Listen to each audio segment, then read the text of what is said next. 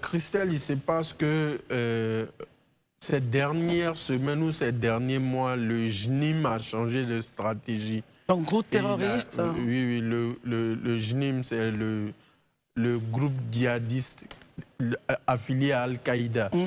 Parce qu'il y a deux groupes islamiques, il y a un qui est affilié à l'État islamique, l'autre est affilié à Al-Qaïda. Ouais. Donc ils ont changé de stratégie et ils ont étendu leur espace sur lequel ils exercent. Vous savez très bien que la partie qui concerne la frontière entre le Mali et la Côte d'Ivoire, jusqu'à récemment, était une partie totalement sous contrôle des autorités maliennes.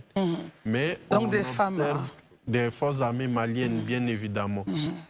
On observe que dernièrement, le JNIM ayant changé d'avis a décidé de bloquer tous les axes routiers qui permettaient au gouvernement malien de se ravitailler, notamment en hydrocarbures. Vous n'êtes pas sans savoir que la zone des Cailles et des Ségou a été victime d'attaques qui se trouve à la frontière du Sénégal. La zone avec la frontière mauritanienne a aussi subi des points chauds. Et maintenant, c'est Sikasso qui est la plus grande ville malienne, qui est plus proche de la frontière ivoirienne.